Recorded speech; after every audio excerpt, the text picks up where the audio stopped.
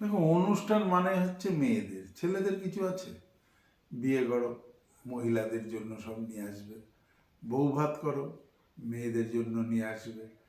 Anniversary কোনো অনুষ্ঠান করো, মেয়েদের জন্য নিয়ে আসবে। পকেট কার খালি হবে? পুরুষের।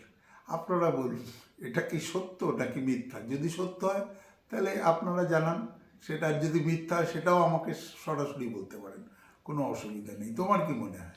আমার কি মনে হয়? আমার মনে হয় যে হ্যাঁ, মহিলাদের জন্যই সবাই কেনে, বউদের জন্যই কেনে, ছেলেদের জন্য কেনা হয় খুব কম। বিয়ে মানেই কেনাকাটা সব মেয়েদেরই, তবে আজকাল ছেলেদেরও সমান তালে কেনাকাটা করে।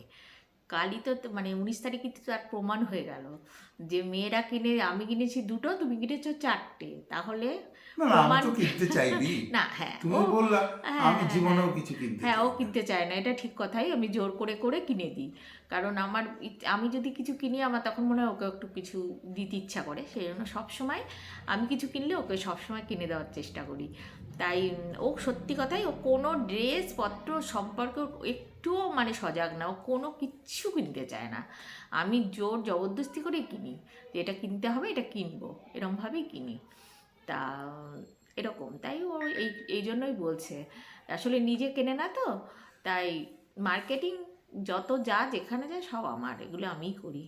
আমার ভীষণ শপিং করতে ভালোবাসি, সে বাড়ির বাজার থেকে, মাছ থেকে, সবজি মুদি সব কিছু। যে কোনো দোকানে, এমনকি শুধু নিজের কেনাকাটা না, অন্যের সাথে গিয়ে তার কেনাকাটা করে দিতেও খুব পছন্দ করি। মানে শপিং পাগল বলে না, আমি হচ্ছে তাই। এক আর কথায় বলে বার্গেনিং করার মাস্টার। আর এ হচ্ছে তার পুরো উল্টো। আমার দুই মেয়েও ভীষণ শপিং পাগল, আমিও তাই, কিন্তু এ বাইরে দোকানে দাঁড়িয়ে থাকে একদম